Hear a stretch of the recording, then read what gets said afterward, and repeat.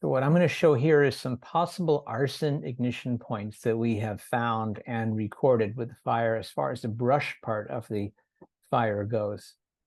And here you can see there were three probable areas of ignition on the south point, which I'm going to show you what we found there, which is, fairly conclusive.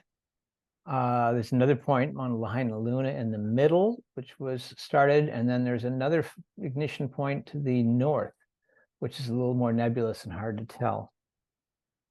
So I'm going to show this point right here on the far right side of the screen where you can see, the winds 99% of the time travel from the south to the north across this area from Laniapoko. And this point right here is on the bypass just on the north side of Laniapoko. And there's a point right there where you can see where it was the upwind part where it started at a point source and then spread and then opened up into the big fire. So when you're looking for arson points, this is something you look for. And this is it on the east side of the island. And that point right there is just in the brush. And I'm going to show you a little video that we took right here alongside of the highway where you can see that point right there in the dry brush, further than you can flick a cigarette. You'd have to get out of your car and start it. This is Laniapoko to the right, no fires up there. It starts there, it travels downwind along that little ridge line. It then expands and goes uphill toward the Laniapoko area. And then it continues on its merry way toward Lahaina. And many people think it jumped the highway, but I'm going to show you that there was a separate fire on the other side of the highway as well from this ignition point. So the other side of the highway, on the west side of the highway, you see another point right there where right alongside the highway it starts, it goes downwind from there, and it crosses over. So I have a little video about this one where you can see this part of the brush right here. And again, this is a few weeks after the fire when they finally opened it back up to traffic. So things had cleared, but there's no fires upwind from that. And from this point right alongside the highway, it burns. It then travels through the brush down the hill, being wind driven, as that's the direction the wind drives. It goes along that valley, takes out the fence line, and goes on its merry way toward Lahaina. And you can see how that is the point source upwind portion where all that started. And across the street right here, you can see ignition point right there across the street as well, those 2 points. And then there's another point here in Lahaina Luna area, which started, and it was just below a solar farm.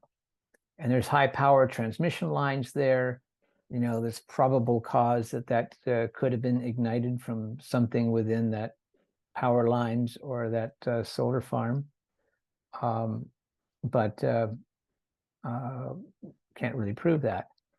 The other point is up here on the north end is where a brush fire happened somewhere along here. And there's a road all along the area that's the line.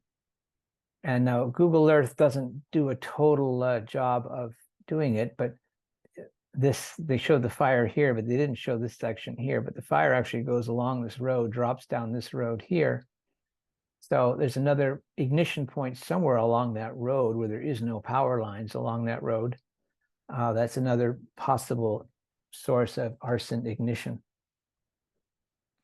And I saw the same thing in Kula, where again, alongside of the highway in Kula, you'll see on that way, there's no fire. This is the way the winds generally drive this way and downhill. And you can see this area here burning and it going and then opening up and taking out that forest area downwind from the trade normal winds.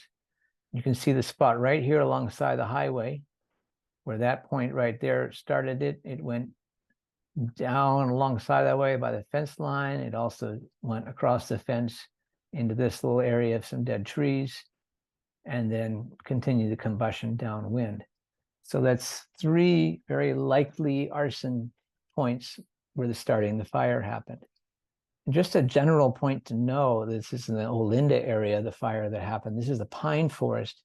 And you can see it, fire took out the underbrush, but it didn't actually burn the trees or harm the trees. It was just a flash fire of the underbrush and then went on its way. And the same thing with the eucalyptus forest. Here you see the pine forest still intact. You know, it's going to grow back again. We didn't actually lose the forest land. It just took out the underbrush, which is a good thing. And the other is the eucalyptus up in Olinda area. Again, it burnt the bases of the trees, but the rest of the trees are still intact and they're going to live. It just took out the underbrush. So that's what I have to share.